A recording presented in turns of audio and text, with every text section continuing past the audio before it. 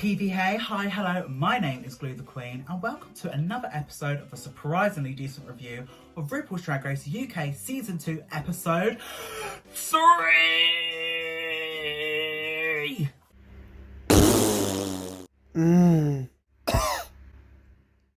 We are back, yes we are back. Well, I say we, I am back, Glew is back.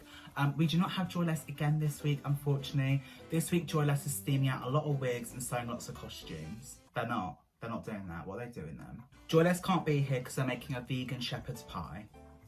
And they're really into the recipe. So they're not here, but fret not because yet again, you get some gorgeous one-on-one time with yours truly. And I'm not wearing nails today because getting out of bed was a big fucking effort, all right? So we start off the episode with a little recap from last week. So last week was Rax the Rusical and Veronica Green shone and won the challenge. Snaps for Veronica. And then unfortunately we had Cherry Valentine and Taste in the bottom two. And our gorgeous, gorgeous Cherry Valentine sashayed away.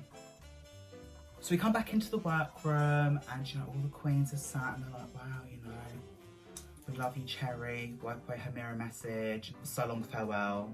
We hate to say goodbye. And Taste is like, no, I will never be in the bottom again. You mark my words. I'm here to win. I'm here to slay. I drink on life because I serve you life every episode. And that's just how it is, okay? And then we get the title card. RuPaul's Drag Race. Start your engines. RuPaul's Drag Race. May the best woman win. They change lyrics to that because they're assuming genders in that little title card, aren't they? It's my favourite time of the episode. It's a new day in the workroom. It's a brand new day in the workroom. Cock-a-doodle-doo, new day in the workroom. And all the queens come scurrying in. Sister did some sort of like knee on the ground dab. It's the most I've seen her move in the 4 years of knowing her. And the queens are all gathered round like, oh, you know, there's lots of berets being worn, lots of berets, very pally. Oh la la, what are we gonna do today? Oh la la, And then RuPaul comes in and it's like, you have 20 minutes, dress up in your carnival gear, and let's have a bloody good time.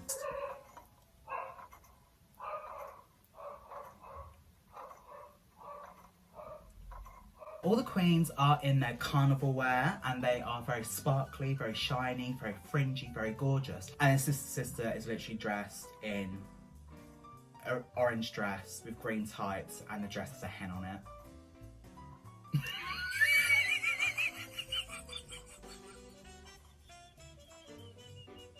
And the mini challenge is to basically, what's the game?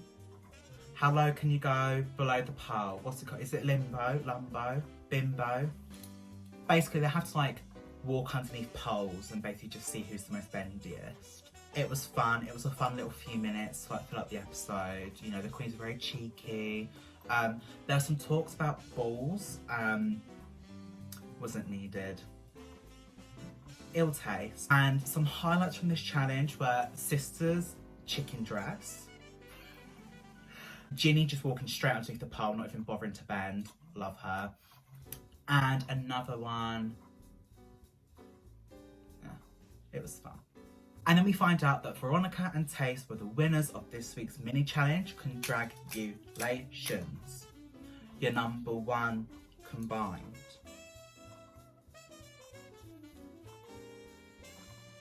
Then we find out that the Maxi challenge this week is a sewing challenge. I love the sewing challenges. I love seeing how creative a queen can go when they're left with very limited resources. We find out that this week that the queens have to have a head-to-head fashion battle. So 5 of the queens will be high, 5 of the queens will be low. So we have Sister and Ginny, Taste and Ahura, Veronica and Tia, Estina and Bimini, and Laurence and Ellie. Now, I thought that these pairings were great. I think they're people that, you know, get along, which was what you're meant to do. What am I bloody talking about? The pairs, sexy, gorgeous, yes. Taste and Veronica get to divvy out the colours of the boxes because they both won, so they get to take it in turns. So Veronica gives her and Tia green. And Tia's like, okay, hon, cool. Taste gives herself an Ahura black. They then give Ginny and Sister pink, Laurence and Ellie gold, and then Estina and Bimini blue. Now, we carry on to the workroom. We see the queens, carry their boxes in their little pairs, and most of these fabrics are fucking ugly. Like these fabrics, that pink box, I love the colour pink, but those pink fabrics are fucking shite. The black fabrics were quite cute actually, I'll give it to production there. But the pink fabrics, fucking ugly. The green ones, revolting. What I like about the sewing challenges is that we're able to see how the queens interact with one another. Like we get to see more than just prepping for an acting challenge or learning how to sing and dance. It's nice to just kind of see more of their personality, but also see how like creative they can be and how they can make some magic in a matter of hours, because they don't have a very long day in the workroom, I'll tell you that. RuPaul comes in and he's like, hello, hello, hello. Alright babes, yeah, you're right, yeah. Sharon! And it's very nice, very gorgeous. And he kind of walks around with the queens and he says to Ginny, be more sexy, wear a pad, wear some boobies, go a bit wild. And Ginny was like, that's not really my drag, babe, but you know what, I'm going to challenge myself. He then goes over to Laurence and Ellie and he's like, hello baby girls, both from Scotland, I love Iron Brew. So tell me, are there any feuds in the workroom? And Laurence is quick to go, no, baby girl. But here's this little juicy hot tea for your nerves, Mama RuPaul the house down booties. There might be some sexual tension. And RuPaul's like, ooh la la, baby Laurence, spill the beans, my honey bunny. And Laurence is like, taste and a horror, they're like, And RuPaul's like, oh, ooh la la, spicy. Let me go talk to them and see what they have to say. And then RuPaul goes and speaks to Taste and Ahura, and he's like, Ahura you so, Taste you don't. Now Laurence says that you two have some sexual chemistry. Because RuPaul's such a dirty old man, he probably loves the thought of that. And Taste is like, yeah, cool. I mean, Laurence probably doesn't know sexual tension if it's smack her in the face. And everyone's like, oh my god, she just said that. Oh my god, she just said something shady and horrible. Oh my god. And everyone's like, and then Laurence is like, oh, what did she say? I didn't hear her because I'm too busy sewing. And Tia was like, baby girl, it's not to be repeated. You'd have been able to hear what she said, but I'm not telling you. It's campy TV drama, innit, at the end of the day. RuPaul loves it. RuPaul's like, how do I get these ratings? Oh yeah, let's just make them all be fucking bitches. Crazy. It's crazy. It's also crazy.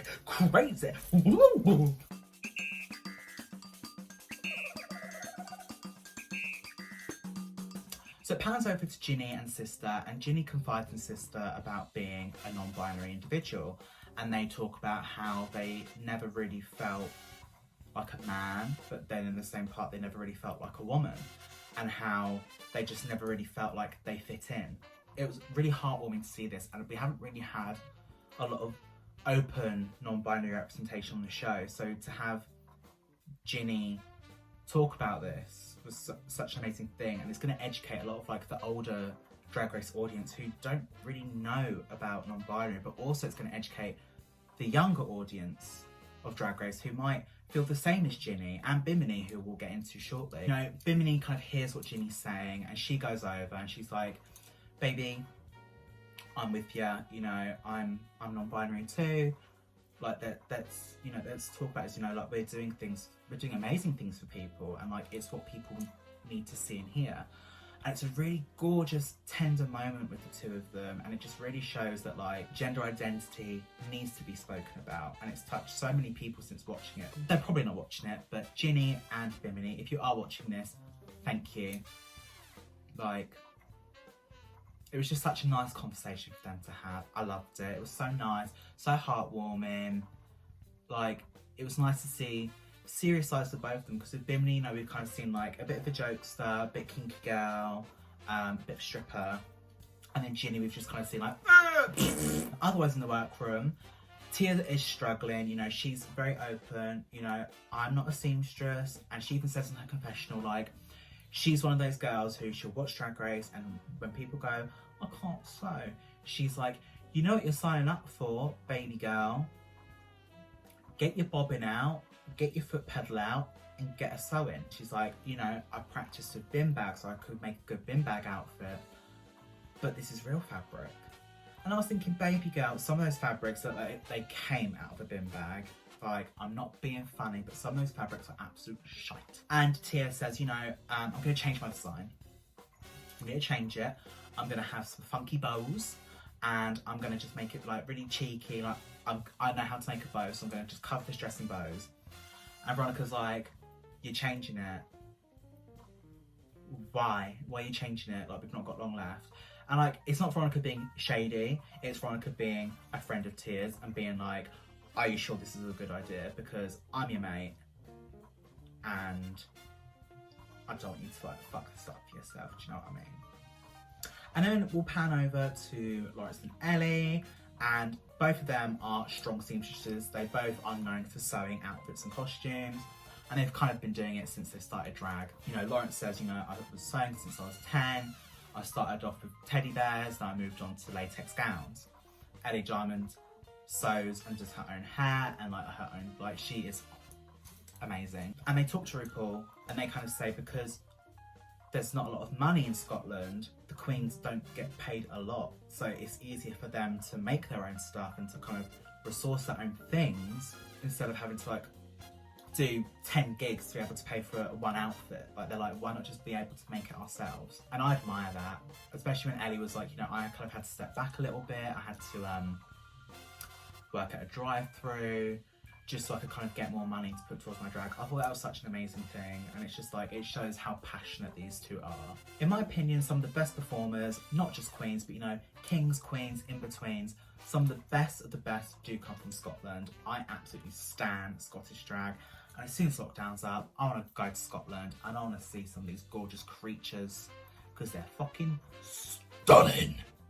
With Estina and Bimini, you know, they're both not really seamstresses, and Estina kind of wants to go for this like anime, schoolgirl, pigtails, pleated skirt look, and Bimini's like, I want to be a stripper who's covered up.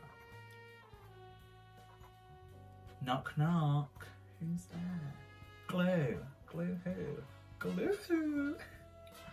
I literally used to open up shows with that line. Why? It's another new day in the workroom because it just always happens, you know. This show is like a calendar.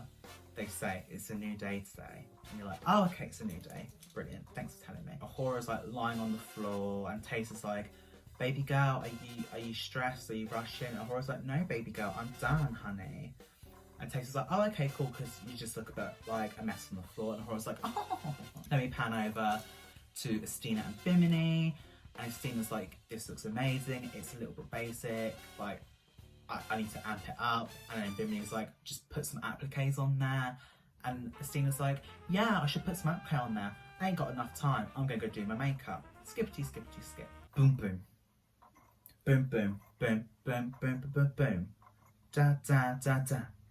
Da da da da da da da da. Cover girl, put the bass in your walk. Head to toe, let your whole body talk. Da da da.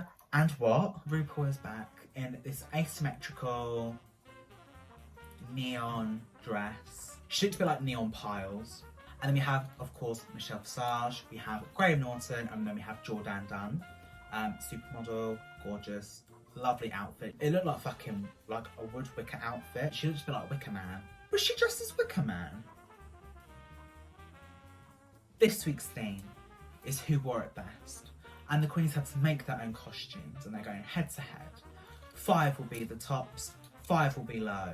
Let's get on with the show. Can you feel love?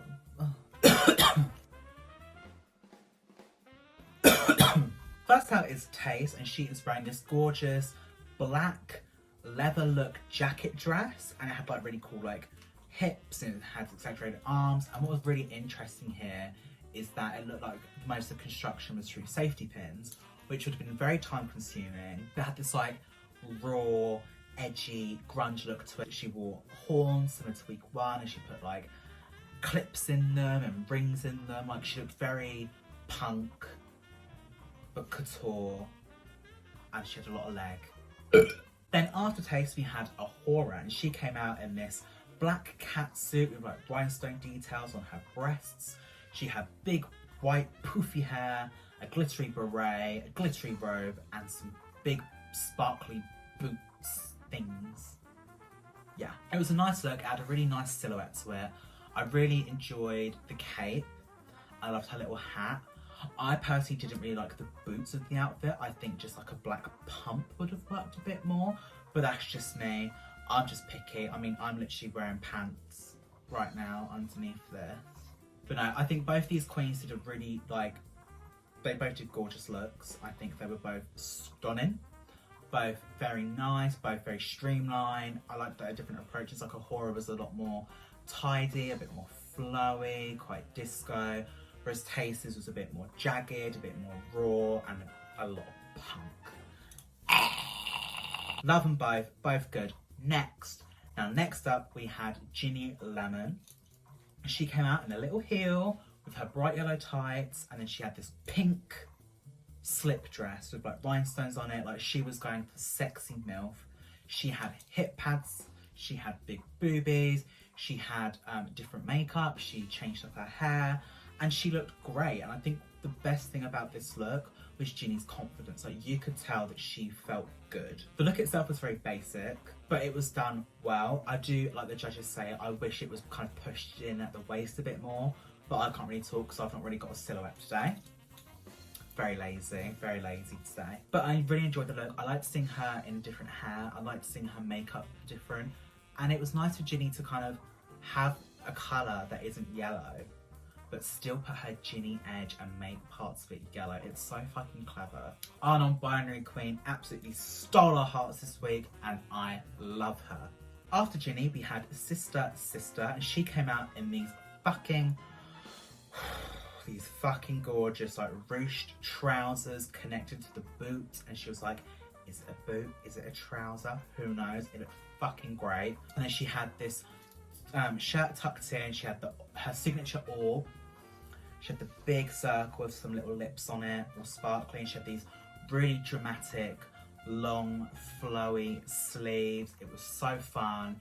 It was like disco, Greek mythology, space age, kid-like. It was just fucking fun to look at. But she was like, you know what? If I'm going really fun and colourful, let's chuck some blue on my face and look like an avatar.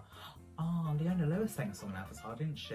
Goodness gracious me! Sister's look was absolutely incredible. Like, the fact that she constructed that in one day is outstanding. I cannot believe it.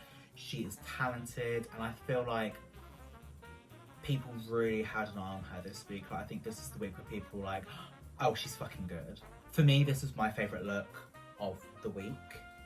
It was just so strong, so colourful, so gorgeous. She sold it so well. Like, they'll take to have the sleeves really down, then she like really rolled up the sleeve to show some hands, and she wore a nail. She had this long fucking sleeve that like touched her fucking shins, and she still wore a nail. Then we moved on to the colour green, and we had Veronica Green. Now, Veronica Green comes out and she says that she's dressed as the Irish flag because she's got white skin, a green dress, and some ginger hair. That was very cheeky.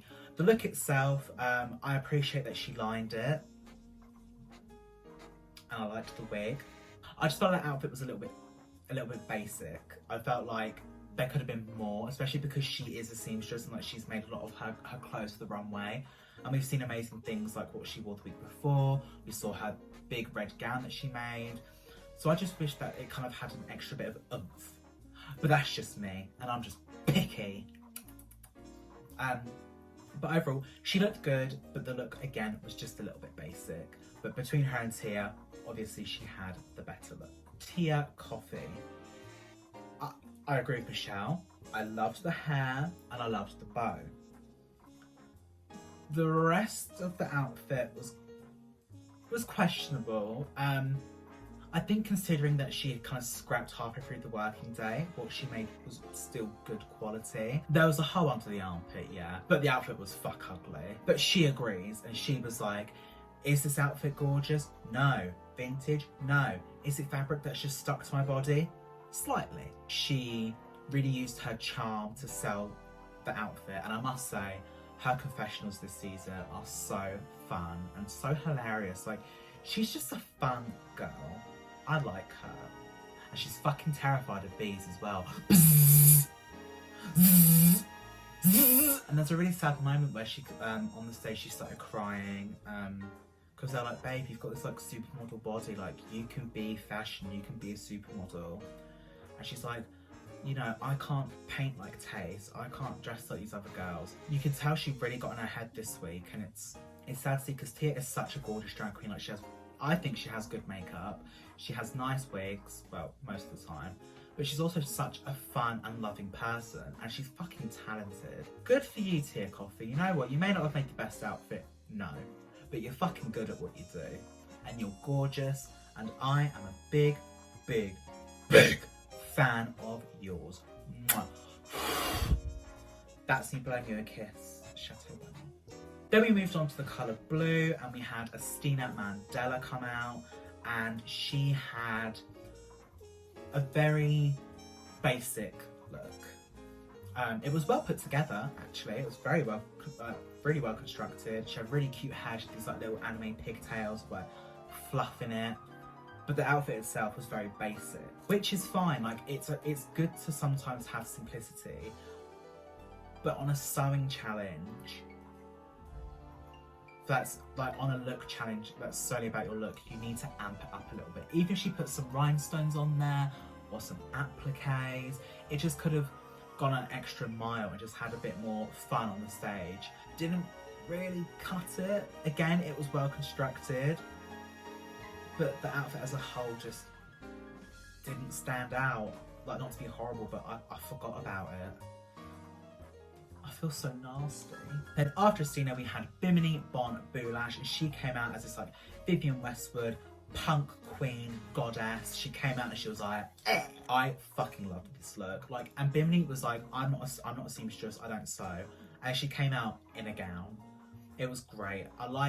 It was still very Bimini, but like Bimini at the Met Gala. I liked that she kind of played with like the velvet at the front and played with being quite covered up with the bits of applique. And then when she turned around, complete lace, showing off her little booty, her back. And this was the most covered up we've seen Bimini Bon Boo Lash. And it's also her strongest look so far. So Bimini, good job. Very good job. I loved it. It was so good. And that fucking hair, it was so cheeky. And scrumptious. And then finally we have the colour gold. Ellie Diamond comes out and she's got this really gorgeous, like, Marie Antoinette, pantomime dame, pirate inspired golden look. She had these like chains that made her wrist attached to her hip, which was quite interesting. So her hands didn't really like go far, but I liked it. It was a very elegant look. It was very camp as well. And I think although it was very campy, it stayed luxurious. The hair was spot on. The makeup, again, is stunning. Like, Ellie is good with a makeup brush. She's good with a wig brush. She's good with a sewing machine. This look was fucking stunning. It fit her body perfectly. It had good period elements. You can tell that she had like a really strong reference point. She like did her research before coming to the show, so she knew, right, if we get a sewing challenge, I know that I want to do something like this. So she got the show. Luckily, she got a colour that really worked with the theme, and she created a strong and sexy look. Love it! It was pleasing to the eye. Finally, we have Laurence Chaney. Laurence Chaney. We had Laurence Chaney. And Laurence Chaney had this like sheer gold shirt with pearls. She had this big, gorgeous white wig, and then she had this stunning mermaid gown skirt out of this like gold sequin. This dress, outfit, garment, collection of garments really complimented Laurence's body shape. It was really flattering, it was sexy, the silhouette was strong. Again, it was a simple silhouette, but the way that she executed it and played with colour and texture took it to an extra mile. She felt stunning. She felt sexy. She felt good in her own skin. And it was really enjoyable to see someone just embrace what they've got and be like, I made this, I'm talented, stuff it up your arse. And that was the runway show. That was the runway show. And now it's time to go to the judges. RuPaul decides to go down the line of girls and in their pairs say who was the best, who was the worst. So with Taste and Ahura, he says that Ahura was the best and that Ahura is in the top. She won. She wore her outfit better than Taste. They said, Ahura, congratulations. You've placed high this week. Taste, baby girl, we will be... Taste, baby girl, you will be critiqued shortly. Then with Sister and Ginny, RuPaul announces that Sister wore it best. And again, I agree with this. In my opinion, Sister should have won this challenge. The outfit was conceptual, it was camp, it was really form-fitting, but she also played with exaggeration. It was just really fucking funky. Funky girl. Funky Dory by Rachel Stevens. Stream it now. With our greenie girls, Veronica Green is deemed the top and Tia Coffee is then in the bottom. Sad. With our blue babies, Miss Bimini Bon Boo Lash has been said to wear it best, and that leaves Christina Mandela up for elimination in the bottom 5. And then we go over to our golden girls, and this was probably the hardest one to judge. And RuPaul says, Laurence Chaney, you wore it best, but also, babe, you won the challenge. And everyone's like, oh my god, yay, Laurence. And Laurence is like, oh my god, I just shut up my arse. Thank you, darling, thank you. All the girls who wore it best, piss off. Go on, see ya. Go have a cocktail, go have a bev on me. Here's my card, go get a drink, go get a round of drinks in. And the judges are quite complimentary towards Taste and Ellie, and they just kind of say, like with Ellie, they're like, your look is fucking stunning, you were just against Laurence, which is why you're here.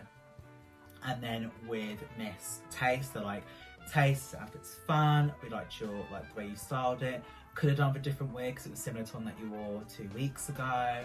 Jordan Dunn's like, I would wear this with some alterations, it's stunning. So we know that those 2 girls are safe. With Ginny Lemon, the judges are like, we appreciate you trying to be, be a bit more sexy. They didn't like her choice in shoe. She wore a high heel. It's the first high heel she's worn in the show, so cut her some slack, alright? They compliment her for going outside her box, being a bit sexy, being a bit cheeky, being a bit naughty. And she gets a bit emotional and she's like, I've never felt sexy. I just don't feel sexy. And with Ginny, they basically say, the outfit is fun, it could have just been a bit more fitted, it is a bit basic compared to the rest. And Ginny's like, yeah, cool, I feel sexy and I'm gonna be a sexy motherfucking bitch. Take that. And then with Tia, they basically say, the bow's cute, the hair's cute, and the rest of it's a bit shit. Because they're going, Tia, you could be a supermodel, you've got the frame. First and foremost, I don't think frame matters about being a supermodel. I think you can be a plus size supermodel. I literally don't think because you're a slim person does not automatically mean that you can be a supermodel. Supermodels can be whatever shapes and sizes that they want. Like me. I get in my head and I just want to be good and I just feel like I fucked up a bit, and they're like, baby girl, baby girl, baby girl. You're stunning, you're fun, you're gorgeous, we love you so much. You were so good in the challenge last week. You fumbled and it's okay, just believe in yourself. And she's like, okay, cool. Thank you. And then with Miss Estina, they're like, it's just simple, it's a bit forgettable. And Estina's like, okay. They're like, you're really gorgeous. And she's like, thank you. And then we pan to the untucked stage, and this is where obviously it gets a bit juicy. So all the girls are kind of sat down, ooh, well done, Laurence, congratulations, Laurence. And Sister, the cheeky scouse girl that she is, goes, Ahura, you okay? You seem a bit pissed off. And Ahura's like, yeah, I'm fine, I'm just a fashion designer. I'm not really taken seriously because I'm a drag queen. So I have to be freelance, I'm just a bit annoyed. And then they're like, so who do you all think might go home? And then Ahura's like, Tia Coffee, bye, see you later. And Veronica's like, excuse me, baby hunty girl, Baby Hunty, the house down boots, excusez-moi, Irish flag is talking right now. She did really well last week, so it's not fair for you to say this about her. Like, it's not very kind, it's not very sisterly. And Horace like, well, that's my opinion. Don't like her drag, she's boring. And Veronica's like, okay, well, I'm just saying that maybe you should be a bit more appreciative of people's drag. And then the girls come in, and you know, there's waterworks everywhere, there's lots of crybaby buntings, Mama's gone hunting this week, you know, lots of wow, wow, wow, wow, boohoo, boohoo, boohoo, boohoo.com, crybaby bunting, Mama's gone hunting. Estina was like, I'm ready to lip sync, like, who's ever against me, good luck. I'm ready, I'm excited to lip sync. And Tia's like, oh, well, I hope I'm not in the bottom two then. And what happens? What happens? I'll tell you if you're watching me, I can't hear you. The bottom two this week were Estina and Tia Coffee. Scary, scary times. The time has come for you to lip sync for your life. Good luck and don't fuck it up if you don't want to see me. Did a full 180. It was like that, wasn't it? The lip sync again is a strong lip sync. This is so far the best lip sync of the season, in my opinion. That is my opinion. So fucking strong. The energy was great. I think both the queens had a different approach. Tia was making it a bit more camp and a bit fun, which is clever because she knows that's what the judges like. Like, the judges like to laugh. So she's thinking, you know what, Estina can do these leg kicks, she can bend her body, she can slide her leg out, but I'm gonna be a fun time girl. And that's her drag. Her drag is fun, like, her drag is fun time girl, and she showed you that. Whereas Estina was kicking, she was sliding, she was dipping, she was spinning, she was whipping those pigtails around, and she was giving it her all. This was a bloodbath. And then the lip sync finishes. And the girls are clapping, the judge is like, whoa, good job, yeah, cool. And RuPaul says, Tia Coffee, Baby Hunty Boots, Shantae, you stay. And she's like, oh, okay. And all the other queens are at the back thinking, okay, right, it's a double Shantae, okay. And Estina's like, well done, hun, you know, you deserve this, congratulations, like, good luck in the competition. Like, Estina was being so lovely. Like, she, you know, she calls herself a rude girl, but I think she was really pleasant. She was like, well done, she hugged Tia, she was like, no, believe in yourself, good job. As Nelson Mandela once said, I really fancied some beans on toast. Sashay away. And all the girls in the back are like, no way. Oh my god, I thought it was gonna be a double save. What the fucking hell's going on? What the fucking hell, excuse me, is happening here? Oh, I'm fucking fuming. Oh my god, what's going on? No way. Oh my god, I'm a gangster, thank you very much. What the bloody heck is going on? What on the bloody fuck? Stop talking shite. Now leave it. They are confusion. And Estina's like, thank you so much.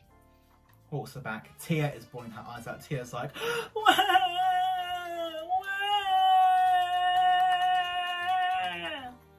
And Estina's famous last words on the main stage, rude, struts off, and everyone's like, yay! And then pans back to Tia.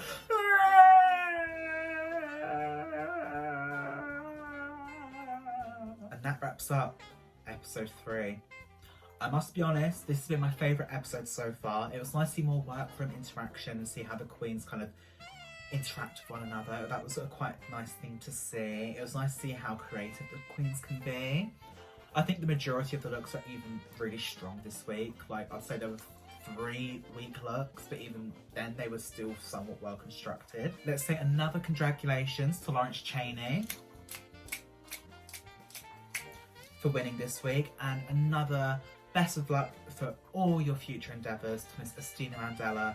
She is such a fucking stunning queen and so talented.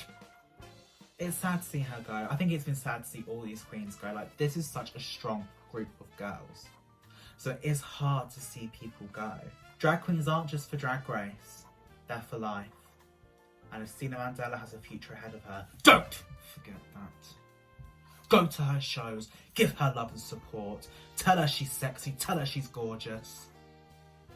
Don't leave her out in the rain. Whoa, Nelly, slow your horses. Ow, my ring really fucking hurts. So my name has been Glew the Queen, and thank you for tuning in to yet another episode of a surprisingly decent review of RuPaul's Drag Race UK Season 2. Yeah! Wagwan! If you enjoy me and think I'm sexy, gorgeous, sultry, ugly, you can follow me at GlewTheQueen_ on Twitter, Instagram, Habbo Hotel.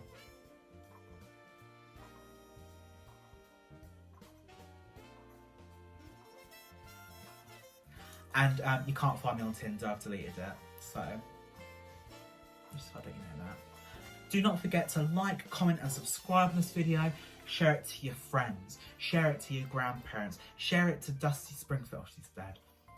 Just share it if you like it. If you don't like it, still share it. Give me some hate, give me some excitement to have in my life. I want to be called a fat ugly pig. Call me a fat ugly pig, go on, I dare ya. It's still interaction, it still gets, you know, bumps up the algorithm, innit? Ciao, adios, I'm done. I got lippy on my teeth. I've had lipstick on my teeth the whole fucking episode. I'll be fuming.